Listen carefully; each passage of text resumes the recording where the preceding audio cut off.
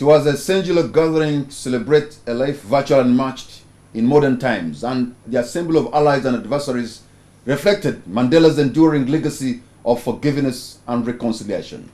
A colossus who even in death could unite sworn enemies, Cuba and the United States of America. Yet leaders often want to associate with him. Where are the next Mandelas in Africa? And how can Uganda, a country with a history of anarchy, learn from the virtues of Madiba?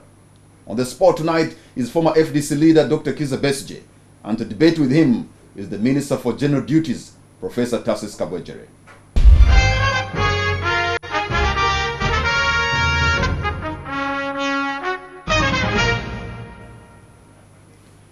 Good evening, gentlemen, and welcome to this on the spot to the show.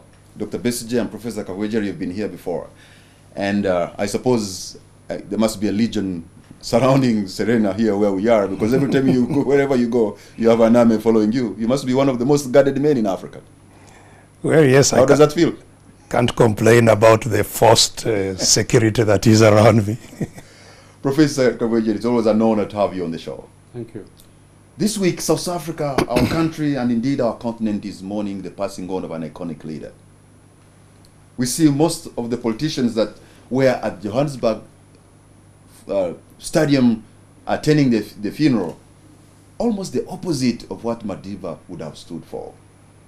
There's a view that Nelson Mandela is the last of the dying breed of leaders with virtue. What's your take, Professor? Well, who is saying that? I mean, the human virtue can't end with one individual. Human society has been producing big names, big towering characters, and I don't think an individual can be the beginning or the end of humanity. So Mandela is a great man.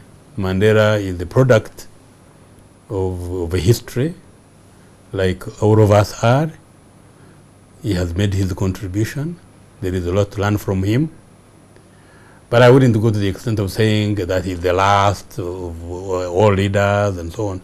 There are so many people who will come after him, probably even greater than him. Let me put it in a language perhaps that Ugandans understand and probably you are familiar with. Where Mandela was preaching tolerance and peace, the NRM government under President Museveni talks about we shall crush them. And when Mandela is talking about tolerance, the FDC President Dr. Kiiza Besigye, former, talks about we shall hammer them out.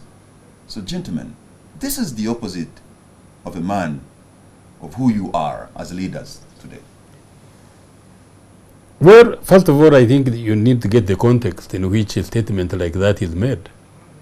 I don't think that comes out of President Museveni every time he speaks. If there are people who are threatening him, you also want to crush them. That is the normal reaction when you have confrontations. I think really we need to understand the context in which we are operating. Okay? I wouldn't take it as if it was a way of life, that crashing is an everyday song. But certainly there are things which confront you and you have to react to them. But it appears to me, before I come to Dr. Besigye, that crushing is almost becoming an everyday song. When you deny people the freedom of assembly, the freedom to demonstrate, you rain on them with your Boko squad and also tear gas them day in and day out. That becomes the norm. Well, Mr. Kamara, I think there are choices that people make. If you choose a certain style of life, people recognize it because you do it in the existence of others. Okay? So, tear gas, it's not an invention of Museveni, it's not an invention of Ugandans. Intolerance. Intolerance is a reaction as well. It's not a growth that just grows without being planted. So, to me, we need to move away from the general statements. We need to understand what is going on in Uganda, why certain things happen, okay? Why Besigye, for example. Why Dr. Besigye? Why Professor Kabwejere? Why would I confront Dr. Besigye? We are here in this studio, for example. I don't expect that we are here going to tear gas each other. Okay? I don't believe it. Let me turn to you, Dr. Besigye. You are in the business of wooing Ugandans to join you in the FDC party. But when you stand on a podium and you speak fire and brimstone, for example, you say, I am the hammer, Ajakugenda, and you do not give the other people on the other side who want to see change, but they see the change you're talking about, they are not going to be part of that change. Doesn't that send them back into the trenches to fight you the more? Well, thank you very much. It's indeed an honor and privilege to discuss the legacy of a person like Nelson Mandela. And maybe you'll allow me the opportunity of being in public to pay my tribute to former President Nelson Mandela, who is now deceased, because his contribution to humanity has been truly remarkable. And his contribution was on two planes. The first plane was fighting for freedom, and on that plane he was a warrior. He fought. He started Umukondo Wesizwe, spear of the nation, to fight for the rights of his people, for his right and for the rights of his people. So once you are under oppression, once you are under repression, once your rights are trampled, in order to regain your rights, in order to secure your rights, you have to fight for them. You have to work for them. Rights don't come on a silver platter. And that's what Nelson Mandela demonstrated, that he had a conviction to work and to fight, and as he said, if need be, to die for his ideals, the ideals of freedom, the ideals of equality, the ideals of human dignity. He was ready to die for those ideals, and he set out to fight for those ideals. So if you're asking me why we say we must knock out the obstacles to freedom. You're quoting the Rivonia trial when he made that famous speech, but when he came out of prison, he said, but for all of you, get your guns and your machetes and pangas, throw them in the sea. Yes, but this is what I'm telling you, that there were two planes. But in the first instance, when he came out of prison, the war was over. He had won. The war was over. And it is incumbent upon the winner to express magnanimity, to indeed bend backwards and bring all kinds of people you may not have agreed with. That is what he did. That is now statesmanship, yes, which he exhibited beyond expectation, because in his case he was immediately he was immediately dealing with his tormentors. So then why who were handing over power to him, because he had not. Why do we fail to exhibit that statesmanship even now? Yes, but I think the even important point, Dr. Besigye, is what was his method of winning? What method did he use to win? Well, the method he used to win was obviously a struggle. Yes. And it was a struggle on two fronts. One, it was a struggle of ideas, to show how the idea of racial discrimination was not in line with human decency and human dignity and even development of the country. So there was an argument on the ideas, but also there was a real struggle using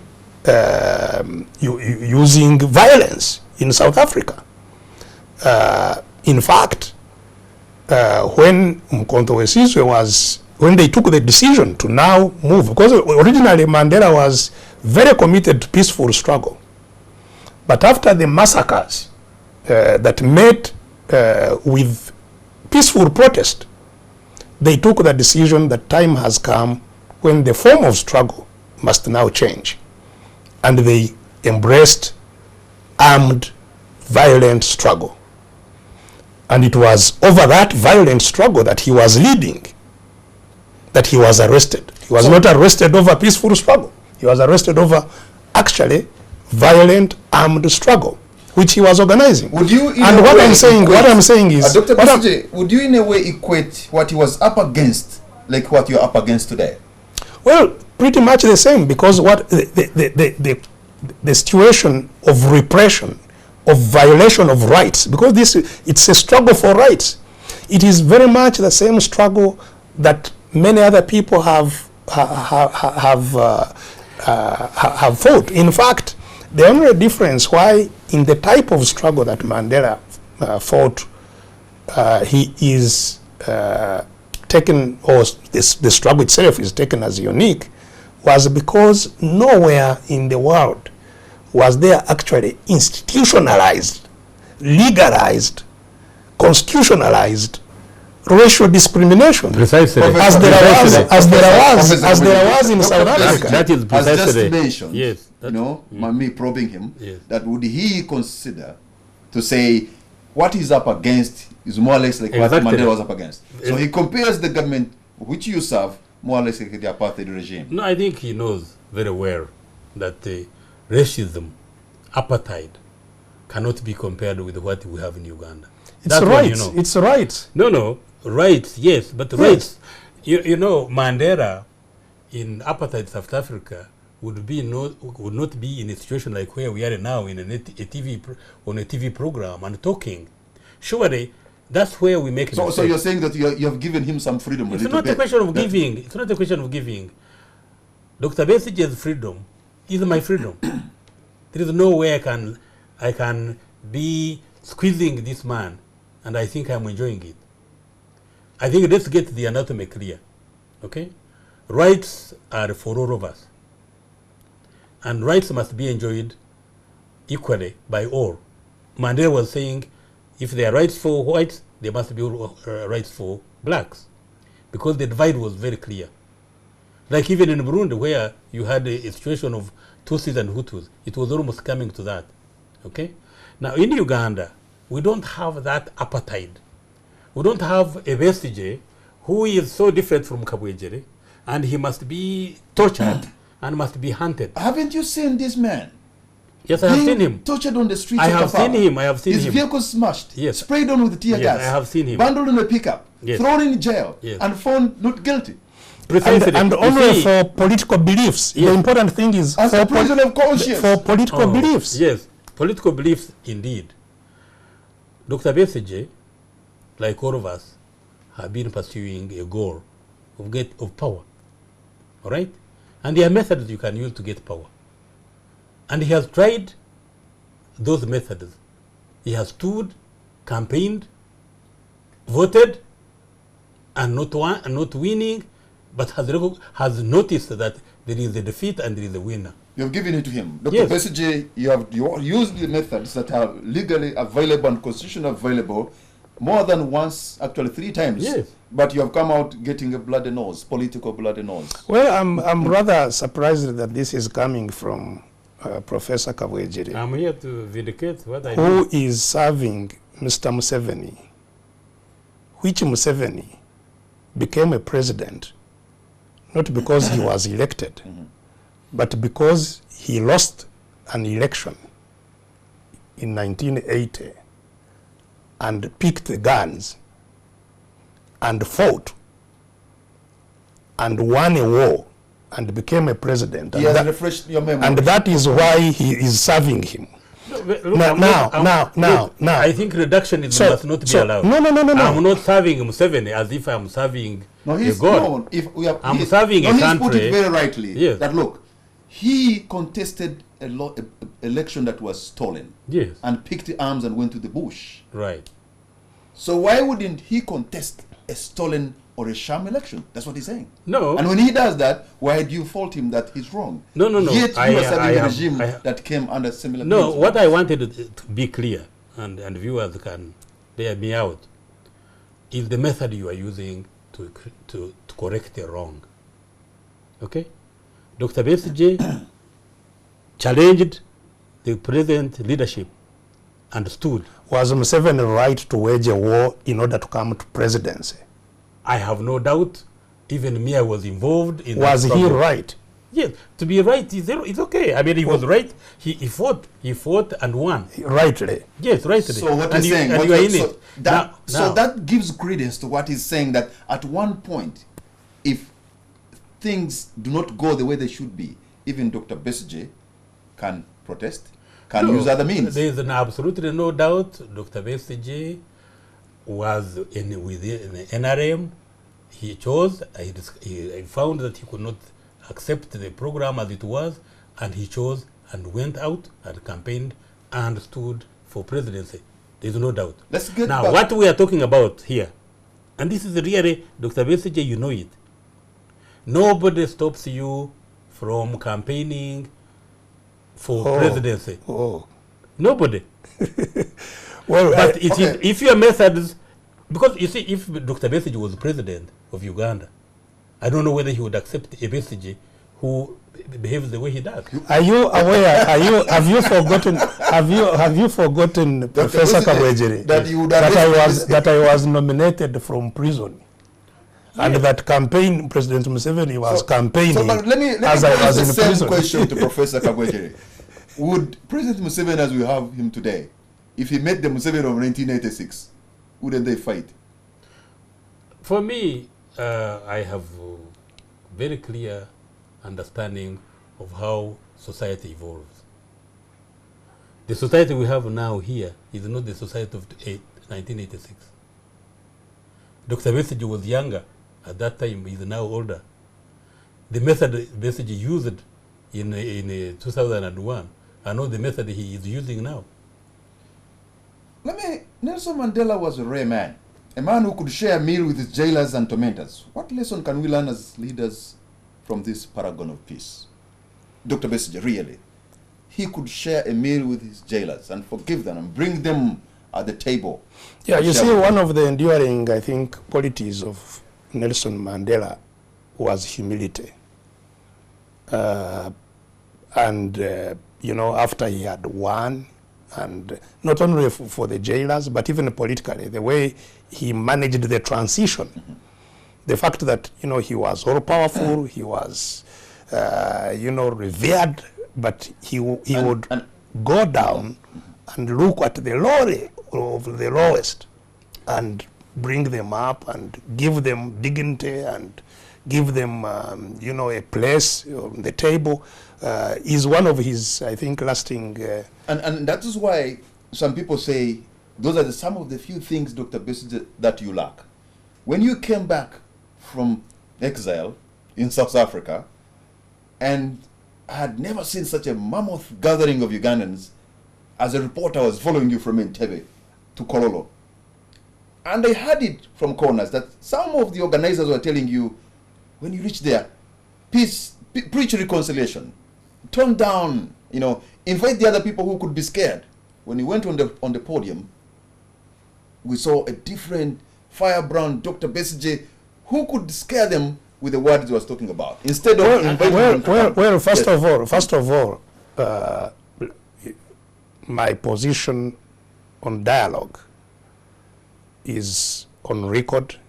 I have talked to it from 2000, in fact from 1999. Don't forget that when my contradictions with the NRM started, I was not calling for any kind of radical engagement against the regime. I was simply saying these are things I consider mistakes that this regime is doing, and I suggest that there should be a process of dialogue on this. I was calling for dialogue in 1999 on record in my 14-page document. Instead of that dialogue, Mr. Museveni ordered for me to be court-martialed. And that's where it began.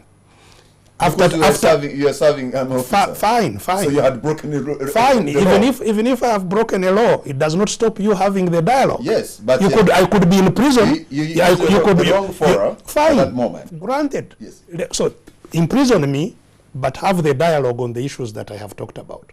Instead, he wrote to Bukenya, who was the head of the NRM caucus in the parliament, and I have all these letters saying that there should be no discussion of the issues that I had presented because the person who presented them was doing so wrongly.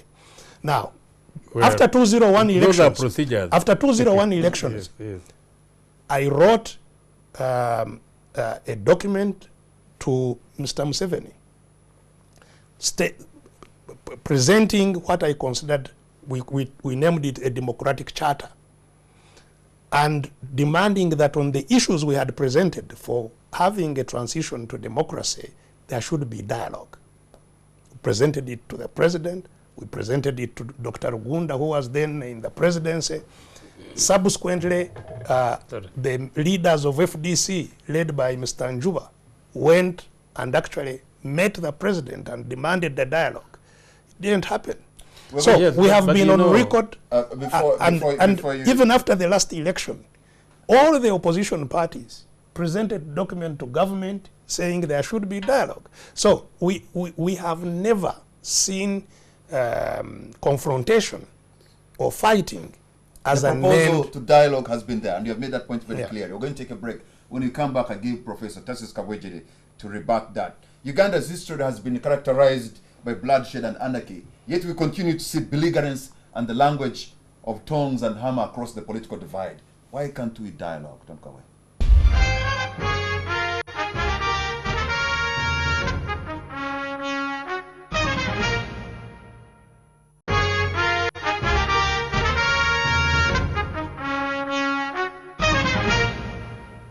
Welcome back. You're watching On the Spot. My name is Patrick Amara, and my guests tonight, Dr. Kiiza Besigye and Professor Tassis Kabwejere. Before we went to the break, Dr. Besigye was bringing a point of, he proposed dialogue several times, and he wrote it down.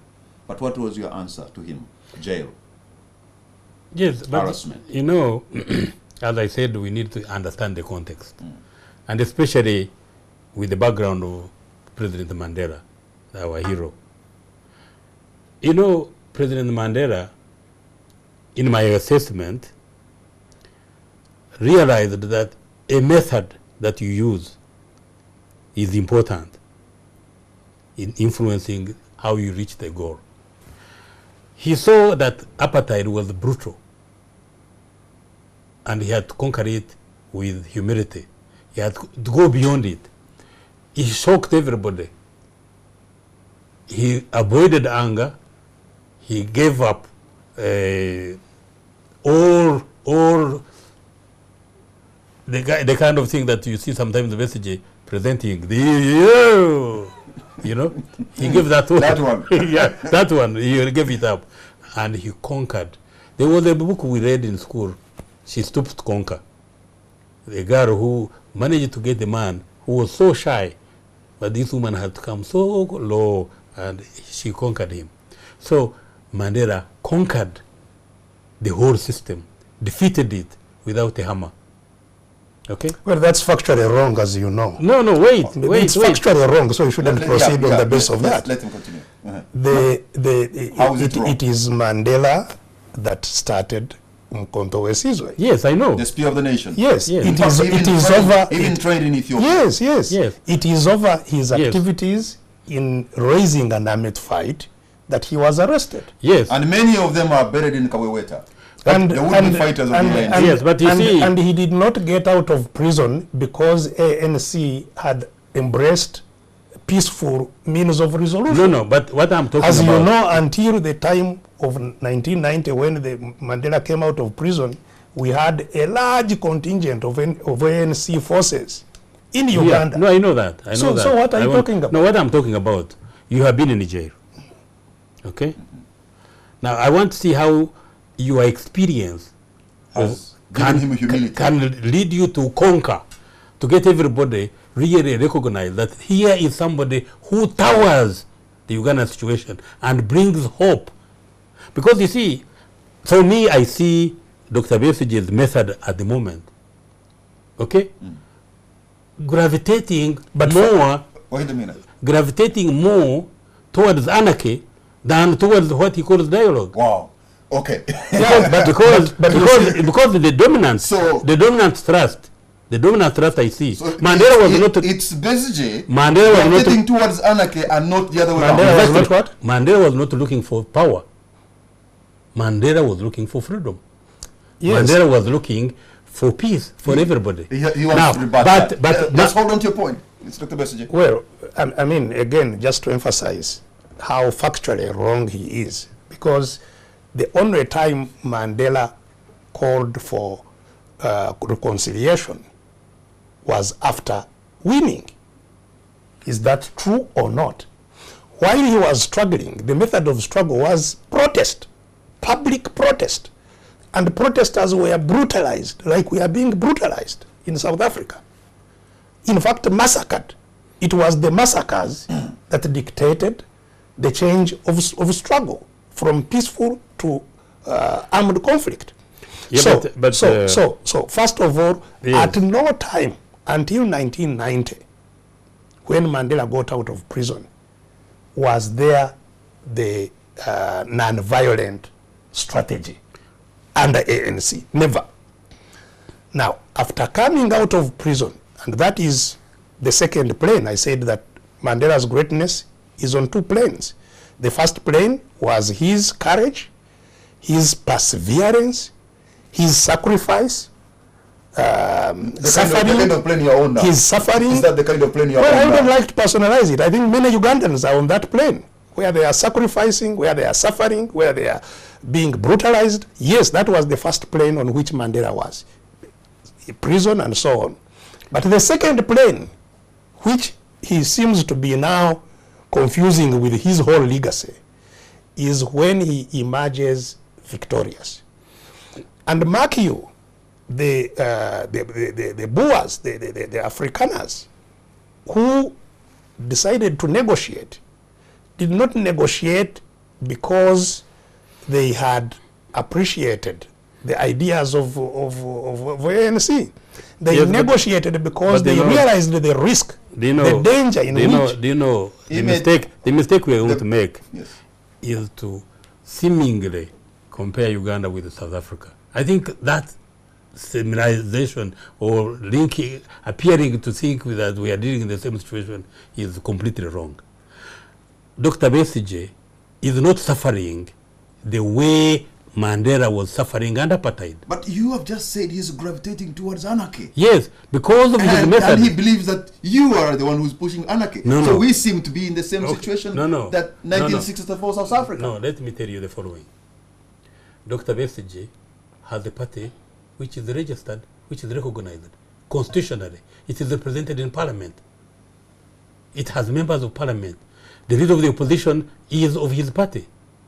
You can't compare that with what was happening in South Africa. Of course you can. Okay? You can. Now you can if you want. No, I can show you why. Yes, why they are Secondly, even his methods, Dr. Besigye's methods, are not necessarily accepted by his followers or his party members.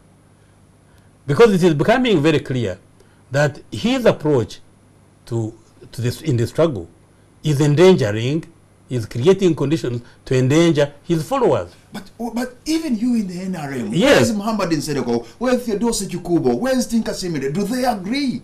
And there are those who do not have the courage even to speak. No, but you see, agreeing. Yes, what I'm saying, division is everywhere, and maybe it is healthy.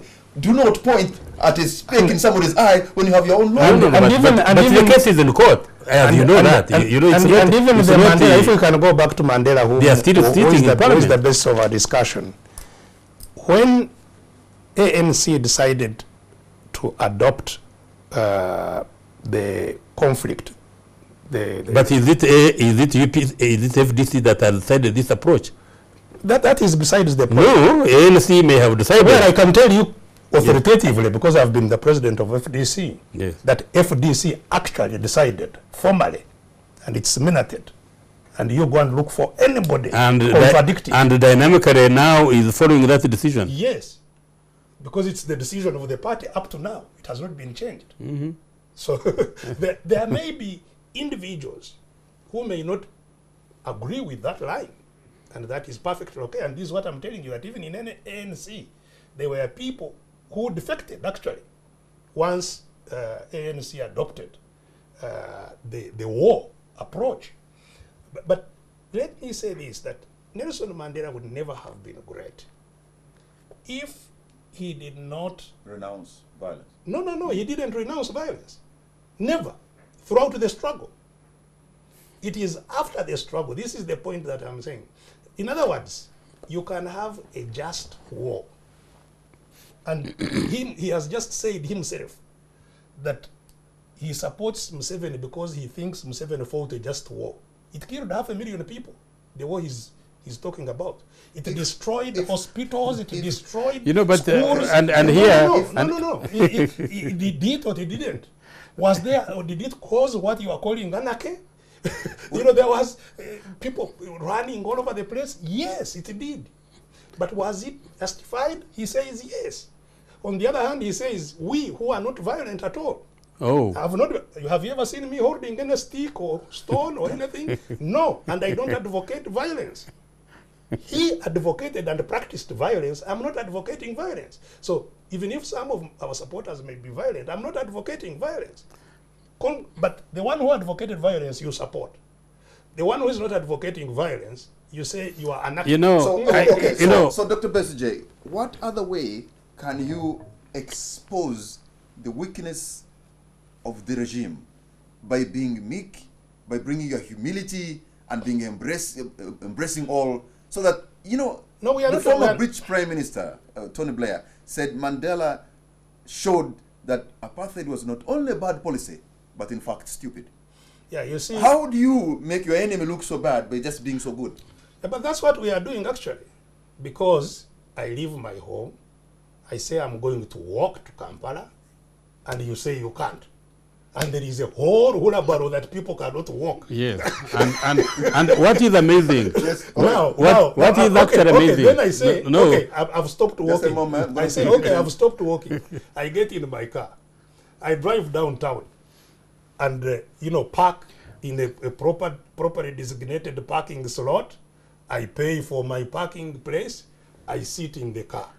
You come and say you cannot stay here. You must go. I say, but I have paid for my parking. Okay, isn't that far and beyond to deny a man the means of even providing for his own family? He's going to survive and it's amazing that Dr. Besigye can think and express an idea that approach is a peaceful approach.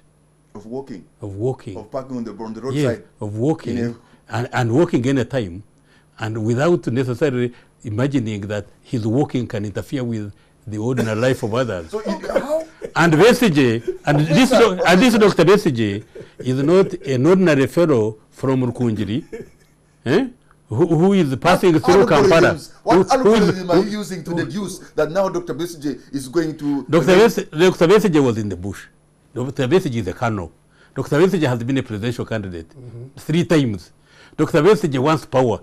He wants to be in State House. So now, when he is walking, when he says he's walking, and he says I'm walking in a fighting stance, and he does it. And if he parks his car on the roadside in a properly designated parking place, I want him to say this very clearly, that if he was the president, and his methods were being used by his opponent, that he would have no problem. Absolutely. Basically, the president would arrest this message. Absolutely. There's no doubt about that. No. And in fact, he would be concerned about the business in city if Besigye was walking the way he's doing. You see, the reason... So do you get an epiphany that shows you that now he's going to commit a crime somewhere? And then no. Let me tell you.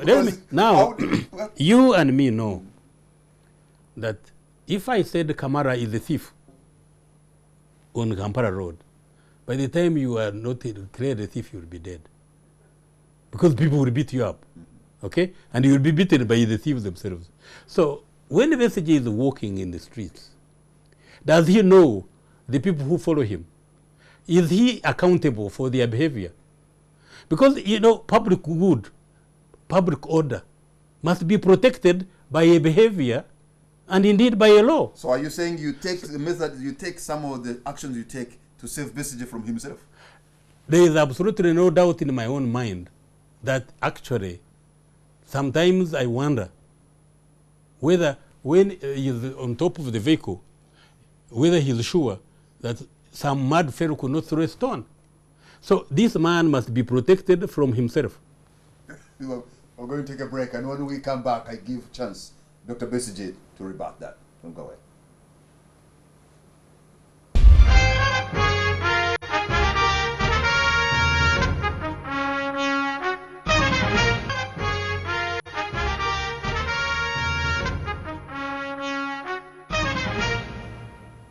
Welcome back. You're watching On The Spot. My name is Patrick Amar, and my guests tonight, Dr. Kiiza Besigye and Professor Tasis Kabwejere. I can assure you it has been even hot off air. Before we went to break, Dr. Besigye wanted to rebut what Professor Kabwejere was saying, that in a way how you behave, sometimes police comes in because it wants to save you from yourself, from your supporters, I must say. Or the unknown on the streets of Kampala that could endanger your life. Well, you see, first of all, the conduct of citizens is regulated by law. And law can be just or it can be unjust, because even the apartheid regime actually had laws, some of which we are importing now, like those into the public order management bill. Some are were still on our books from the colonial time, like the one which says you belong to an unlawful organization. It even talks about the governor. We have inherited it. Yes. So, conduct of citizens must be regulated by law. If he thinks that I am breaking law, then surely I should be arraigned in court, evidence adduced, and I am convicted. I am nearly 58 years. I've been opposing this government for the last 14 years. Not once in my entire life have I ever been required even to defend myself in court. Not once.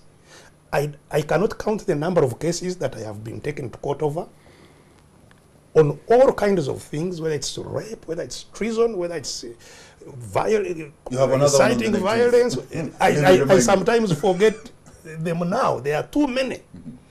Many, even many more have been disposed of, thrown out of court.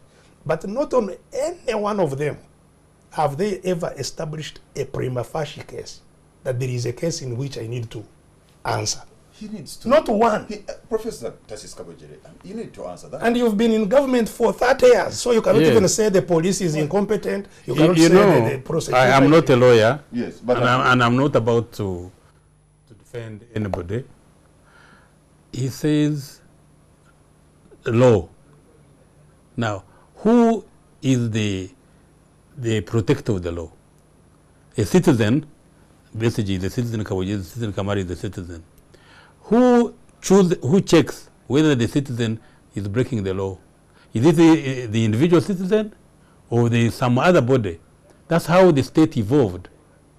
That there are state machinery, there is a state machinery, and there are instruments which determine whether you are breaking the law or you are not. Yeah, now, those machineries persecute the citizen. Now, Dr. Besigye is saying he is persecuted. Okay?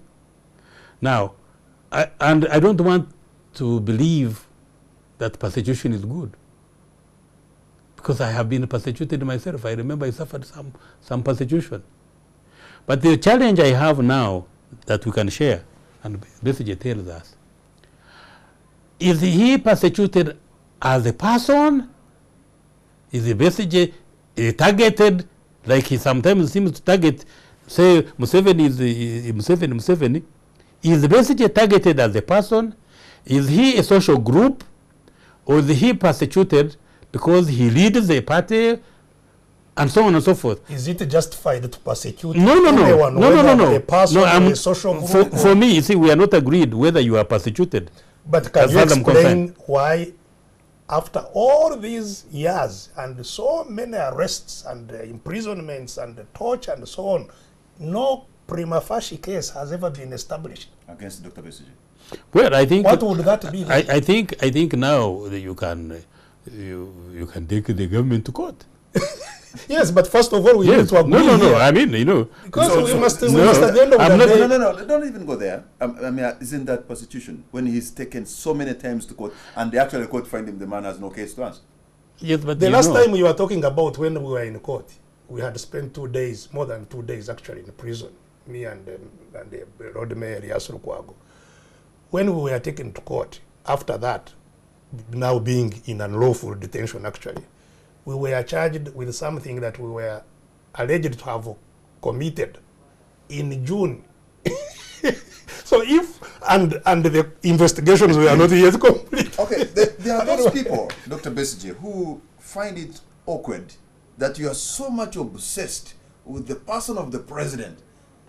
I mean, that sometimes you even forget to say what you can deliver for Ugandans, what an alternative you have, Exactly. but your obsession is of the person of the president. in fact, I want to before he comes in. Why is that? Yes. Before he comes in, literally, if you want to challenge the existing regime, and this is what Mandela did, Mandela presented ideas. He gave hope,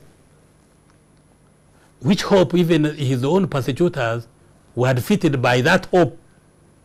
Now, I want Dr. Besigye to give an alternative that I can follow. Because, you know, in Uganda now, you hear people have crossed, you hear people have done this. People could follow Besigye and he becomes our savior. Now, the question is, what is it that you seem to do, in fact, what is it that you do? And that Kabwejere, I find it difficult to be your follower. And if you say you are following Museveni, you are serving Museveni, as if I am a blind robot and The proverbial fly. I obviously give you more credit than being a blind follower. I think you are following something, Yes. something tangible, which you are getting for yourself, which you are getting for yourself. No. But let me. I can get it from you. Yeah, but I don't have it, and I think that's a wise. But let me respond to the question that you have. Yeah, let me respond to the question. First of all, certainly I have never been obsessed with Mr. Museveni. I have told you the genesis of our contradiction, that it was based on actual issues that I presented to him directly. Issues which have evidence that, and I put them on writing. So something which is in writing is good, because you can say, you can see there is no point here. What I wrote in 1999 saying these things have gone wrong, I suggest the following, has never been discussed up to now, to my mind. If it has been discussed, it has been discussed somewhere secretly. Since then, what we have been presenting to government have been clear alternatives. In 2001, we challenged specific government policies. And my manifesto of 2001 is there for anybody to see, including himself. We have been challenging all through two things.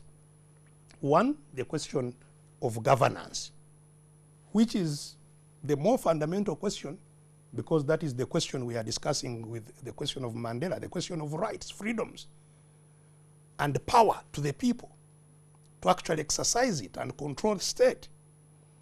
That is fundamental. We have been raising that and how it has been. Don't forget that actually when I wrote that document, I was challenging this whole question of the movement political system.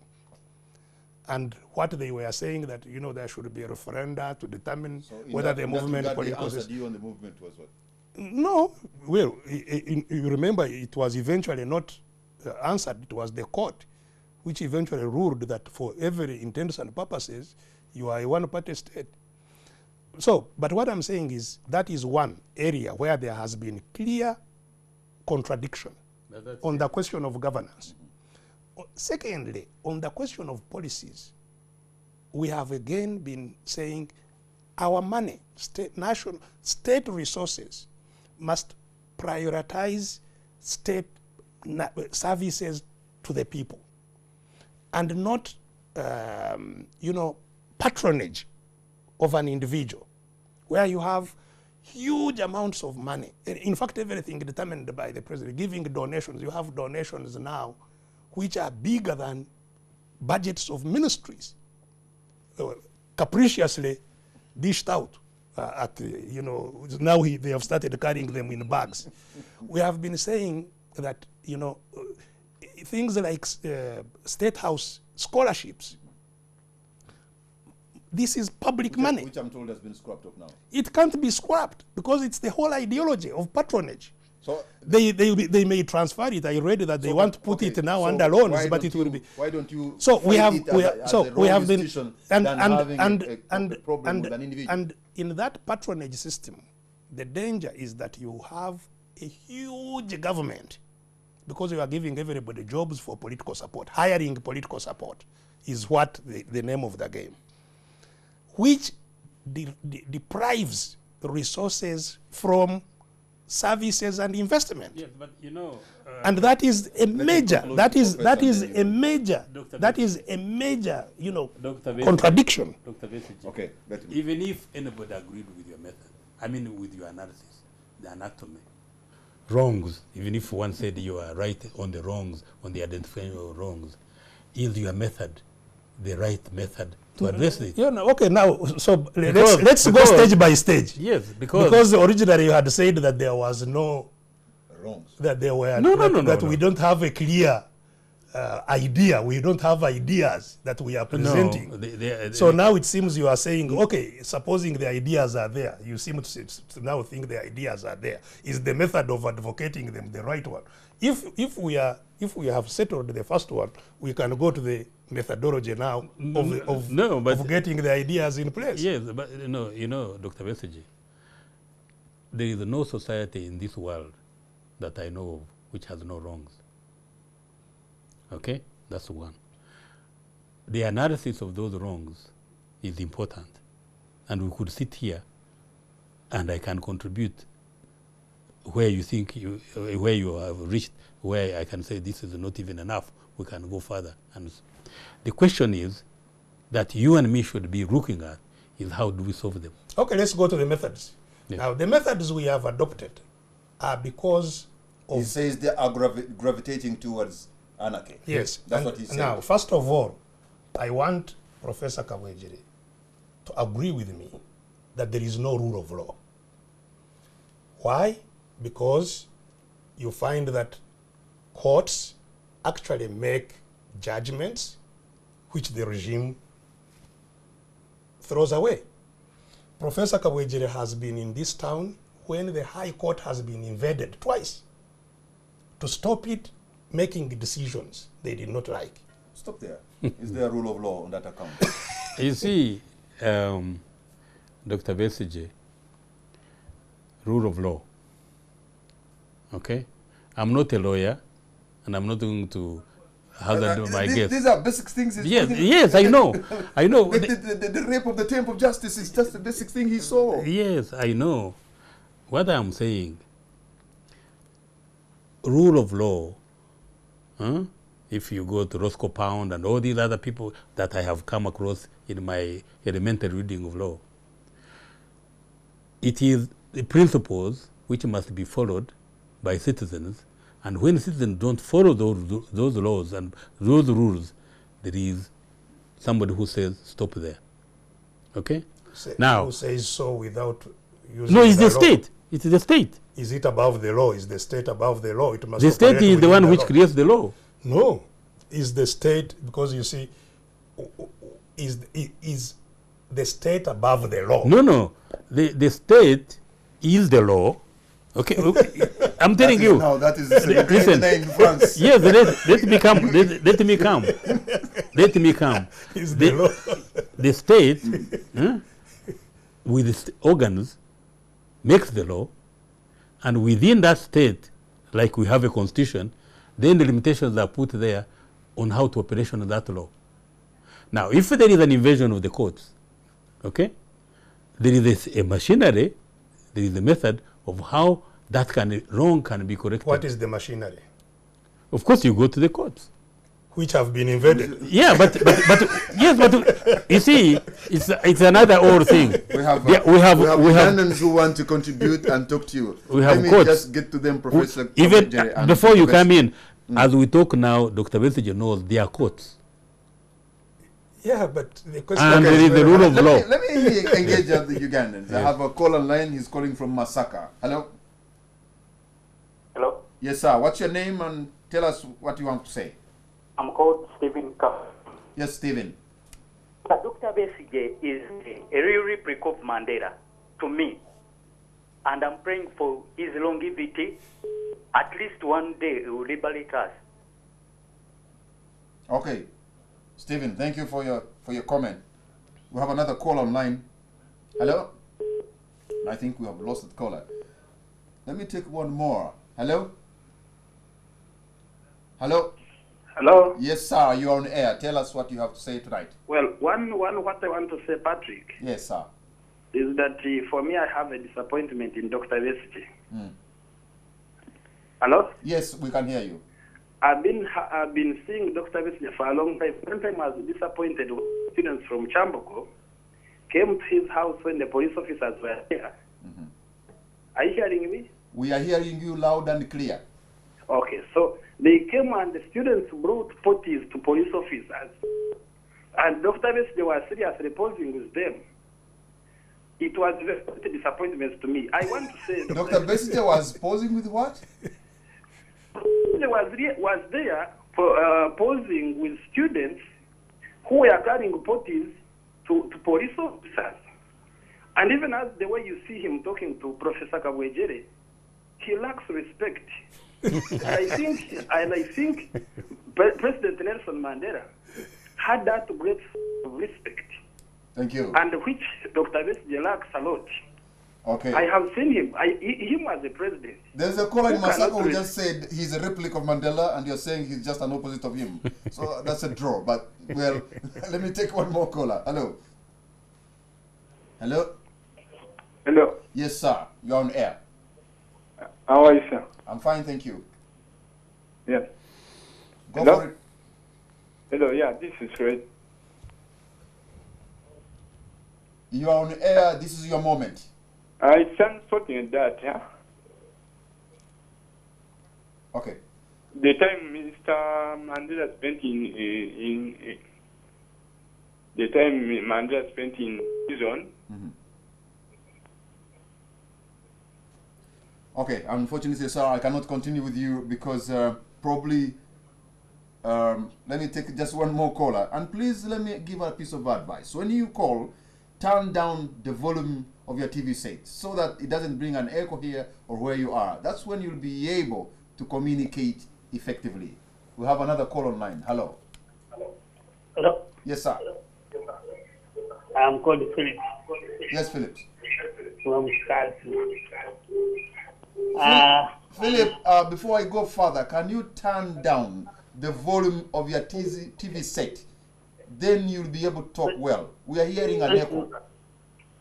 Thank you, sir. You're welcome. Doctor mentioned about the rule of law. And when he mentioned that thing, the rule of law, surely the supremacy of our constitution has to be considered. And the law must be an instrument of just government. Really, if we put those things in mind, I think maybe for you can analyze it better. But it would be better to look at those 2 points. Then we see really there's what they call the rule of the law. You think there's no rule of law? Okay. I have not picked it very well about that gentleman's contribution, but we have picked two people Yes. who seem to have different, very opinion that are so opposite to one of you. And I think Dr. Besigye is more or less like what, following in the footsteps of his long walk, and you are in the opposite direction. Yeah, no, frankly, the question that I can ask Dr. Besigye, does he think that Uganda is a wilderness? Really, is this a lawless society? Because there are weaknesses here. Surely there are weaknesses. Let him complete, Dr. Besigye. Yes. By the way, today we have added some more minutes because we have the giants of Uganda Yes, taking on important issues that affect our country. You know, I don't want Dr. Besigye to get a feeling that I enjoy his torment. There have been Because situations. you don't. I don't. But Because you see there are it situations where I see Besigye involved, and I say, is it a choice? And if this is the choice, is it a worthwhile choice? When you are in your cabinet meeting, you tell maybe Honorable Nyakairima, please stone down. Because some of that, what you see, you don't like what it. he's saying is that it's my choice. Yes, Dr. Besigye has made a choice. And he's here, and I'm saying it clearly. Because if it is not a choice, nobody forces Dr. Besigye to do his method. And I don't know, he can tell me whether he believes that his method is going to deliver Uganda. Because that's why I But said... do I have a right? You have a to right, do but what you I don't am have doing? you don't have a right to create chaos.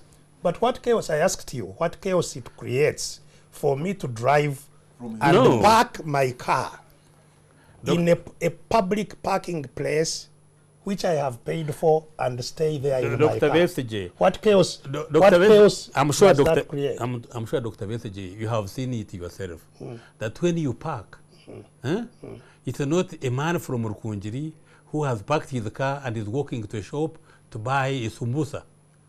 Dr. Besigye, we are talking, and this man has compared you with Mandela. You have an aura. You are a leader in Uganda. You are a historical factor. Your behavior influences many people. Is that a bad thing? No, that's why I'm saying the way he behaves, he must weigh the implications of his actions. Okay, where we have disagreed, where you have disagreed is that what Dr. Besigye has a family to feed and, Yes. and to look after. If he leaves Kasangati in his home and he comes to town, he's fending for his people. Why don't you let him do that? Just like Professor Kabwejere fends for his people. No, but you know when Kabwejere goes to Wandegea Market or Shauriako, nobody takes note. And if Dr. Besigye is saying, if Dr. Besigye is saying So he's is an that ordinary his- man, is that his problem because no, nobody takes note of no. If Dr. Besigye thinks he's an ordinary citizen who just walks and he doesn't have to be protected, he can behave the way he wants and nobody is bothered, then that is a mistake. That's a delusion.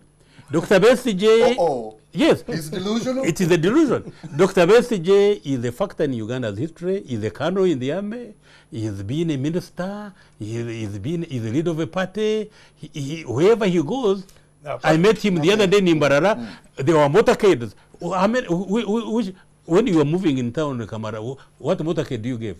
I drive my simple Yes, car. no. So don't think you are so ordinary, a normal person. First of all, I to think the you get along, go so long. first of all to the caller who talked about me being impolite. Really, politeness is subjective. No, I don't agree. I don't think he's been impolite to me. Well, so No, you can ignore that. Now, let me advance this question, because what is the whole subject is the means to getting freedom. Exactly. What are the means? What are the choices? What are the options? And I have told you that, first of all, here, as it was in South Africa, you cannot exercise your right. Now, the question of the extent can be discussed, and you'll never find any two countries where violation of rights is to the same extent. But it is the same thing of simply rights. Now, once you have a situation where citizens cannot freely cast their vote in a transparent, credible election, which is the basic right that they exercise, that's how they control government, through their vote. If you cannot have a free vote that is cast and counted and declared, that becomes a problem. We have had elections here. As I told you, when Museveni went to the bush in order to come and eventually give Professor Kabwejere a job, he... And yourself at one point. No, I gave it myself because I was in the bush also. Please. Yeah, I was in the bush. You didn't appoint yourself. Well, but I won the war. I was part of winning the war. No. So I was not... That one you withdraw it. I mean, No. Yeah. I have nothing to withdraw. It Yeah. was... I was not being appointed from Are outside. you proud of having been to the bush and being that war? Yes, I am, and that is a different subject. But let me point out this, that first of all, there can be denial of political rights. And since he says that the war Museveni fought was justified, he agrees that there was denial of political rights. But that was your And war. Museveni that was your war, by by the way. Museveni did not go to court to prove that there was denial of political rights. I have been to court twice, and the court has unequivocally, in writing, said this election was not free and fair. Now, that is the only avenue established in our constitution. There is no other election that is provided for, except a free and fair one, through which we can get leadership. Yes, and a So- free And gentlemen, we're going to conclude now. and a but, free and fair one is when Besigye has won. No, but this is not me deciding. This is the court. This is the court to which I went, the Supreme Court of Uganda, which says this is not a free and fair election. And this is my last, and I'm going to quote the words of Barack Obama. There are too many leaders who claim solidarity with Madiba's struggle for freedom, but do not tolerate dissent from their own people. Is not this the case in Uganda? You know, Obama is also a product of a society where you had divisions and struggles. So I don't think he is a God-sent So he also doesn't tolerate people like Snowden and Julian Assange. Yeah, but I think... But what you have had in a country like United States is that over time, institutions have been built. You see, many of us forget, and I'm not saying this because I like it or I'm condoning it, that actually multi-partyism in Uganda started in 2005, the election of 2006. That's when the monolith he was talking about, the movement, when it dissolved now in two parties. Okay? So we can say we are still a young democracy. It's not a question I'm saying that... You made your point. Yes. Dr. Besigye, Yeah. don't you see leaders who want to, understand the struggles of Mandela but not be like him, even, let's say, in the FDC party, where you're not going to agree to different opinions? I think one really critical attribute that we would be unjust by not, engaging with it of Nelson Mandela was his humility to leave power when he was, popular beyond expectation, him and the ANC, when he could have been begged and begged to stay in power. But he said, I have done my bit. I have now organized this transition. So let South Africa continue. And I can use my huge political capital, which I still have, to give counsel from the outside and to help the process go forward. Now, that, to my mind, apart from what happened in the struggle itself, I think is one enduring legacy of President Mandela. Right, and I agree with that. The question is, and this is a big challenge to all of us, how much of that is in a Besigye, in a Kabwejere, in you? Well, I think to my credit, if you want me to blow my own trumpet, I have retired from the leadership of FDC. No, many people don't believe that because you said you are not going to stand because the elections are not going to be fair. I have not expressed any political interest. Probably I would have expressed, but some people don't want to leave. Gentlemen, Professor Tarsis Kabwejere and Dr. Kiiza Besigye, the giants of Uganda discussing important issues, trying to juxtapose the life of Madiba and see how Ugandans, how we can make our country better. This is our country. We can decide to build it or to ruin it. But together, let's decide to build it. And that brings us to the end of tonight's edition of On the Spot. Join us again next week, which will be our last this year, for another edition of On the Spot. Good night, Merry Christmas, and Happy New Year.